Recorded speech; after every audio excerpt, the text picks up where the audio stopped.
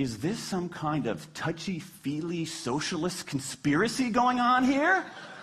No, these are economists from MIT, from Carnegie Mellon, from the University of Chicago. And do you know who sponsored this research? The Federal Reserve Bank of the United States. That's the American experience. Let's go across the pond to the London School of Economics. LSE, London School of Economics, alma mater of 11 Nobel laureates in economics. Training ground for great economic thinkers like George Soros and Friedrich Hayek and Mick Jagger. Just last month, economists at LSE looked at 51 studies of pay-for-performance plans inside of companies. Here's what the economists there said. We find that financial incentives can result in a negative impact on overall performance. There's a mismatch between what science knows and what business does. And what worries me as we stand here in the rubble of the economic collapse is that too many organizations are making their decisions, their policies about talent and people, based on assumptions that are outdated, unexamined, and rooted more in folklore than in science. And if we really want to get out of this economic mess, and if we really want high performance on those definitional tasks of the 21st century, the solution is not to do more of the wrong things, to entice people with a sweeter carrot or threaten them with a sharper stick. We need a whole new approach. The good news about all this is that the scientists who've been studying motivation have given us this new approach. It's an approach built much more around intrinsic motivation, around the desire to do things because they matter, because we like it, because they're interesting, because they're part of something important. And to my mind, that new operating system for our businesses revolves around three elements: autonomy, mastery, and purpose. Autonomy, the urge to direct our own lives. Mastery, the desire to get better and better at something that matters. And purpose, the yearning to do what we do in the service of something larger than ourselves. These are the building blocks of an entirely new operating system for our businesses. I want to talk today only about autonomy. In 20th century, we came up with this idea of management. Management did not emanate from nature. Okay? Management is it's not a tree, it's a television set. Okay? Somebody invented it. And it doesn't mean it's going to work forever. Management is great. Traditional notions of management are great if you want compliance. But if you want engagement, self-direction works better. Let me give you some examples of some kind of radical notions of self-direction. And what this means, you don't see a lot of it, but you see the first stirrings of something really interesting going on. Because what it means is, it means paying people adequately and fairly, absolutely. Getting the issue of money off the table, and then giving people lots of autonomy. Let me give you some examples. How many of you have heard of the company Atlassian? Okay, looks like less than half. Atlassian is an Australian software company, and they do something incredibly cool. A few times a year, they tell their engineers, go for the next 24 hours and work on anything you want.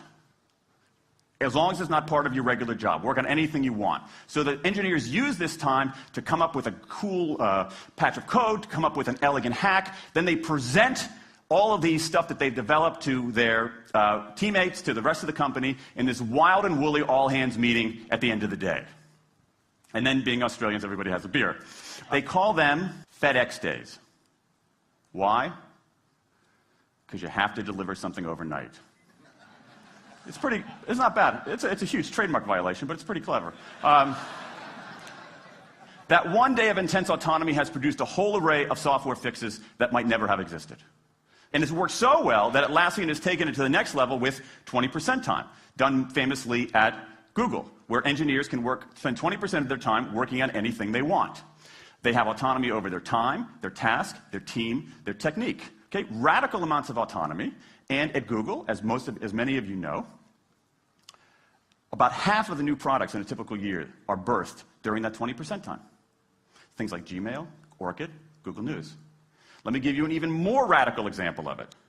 Something called the results-only work environment, the ROW, created by 2 American consultants in place at about a dozen companies around North America. In a row, people don't have schedules. They show up when they want. They don't have to be in the office at a certain time or any time. They just have to get their work done. How they do it, when they do it, where they do it, is totally up to them. Meetings in these kinds of environments are optional. What happens? Almost across the board. Productivity goes up, worker engagement goes up, worker satisfaction goes up, turnover goes down. Autonomy, mastery, and purpose. These are the building blocks of a new way of doing things. Now, some of you might look at this and say, that sounds nice, but it's utopian. And I say, nope. I have proof. In the mid-1990s, Microsoft started an encyclopedia called Encarta. They had deployed all the right incentives. All the right incentives. They paid professionals to write and edit thousands of articles. Well-compensated managers oversaw the whole thing to make sure it came in on budget and on time. A few years later, another encyclopedia got started. Different model, right? Do it for fun. No one gets paid a cent or a euro or a yen. Do it because you like to do it. Now, if you had, just 10 years ago, if you had gone to an economist anywhere and said, hey, I got these two different models for creating an encyclopedia. If they went head-to-head, who would win? 10 years ago, you could not have found a single sober economist anywhere on planet Earth who would have predicted the Wikipedia model. This is the titanic battle between these two approaches. This is the Ali Frazier of motivation, right? This is the thriller in Manila, all right? Intrinsic motivators versus extrinsic motivators. Autonomy, mastery, and purpose versus carrots and sticks. And who wins? Intrinsic motivation, autonomy, mastery, and purpose in a knockout. Let me wrap up.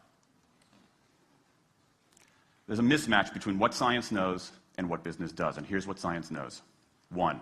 Those 20th century awards, those motivators we think are the natural part of business, do work, but only in a surprisingly narrow band of circumstances. 2, those if-then rewards often destroy creativity. 3, the secret to high performance isn't rewards and punishments, but that unseen intrinsic drive, the drive to do things for their own sake, the drive to do things because they matter. And here's the best part. Here's the best part. We already know this. The science confirms what we know in our hearts. So, if we repair this mismatch between what science knows and what business does, if we bring our motivation, notions of motivation, into the 21st century, if we get past this lazy, dangerous ideology of carrots and sticks, we can strengthen our businesses, we can solve a lot of those candle problems, and maybe, we can change the world. I rest my case.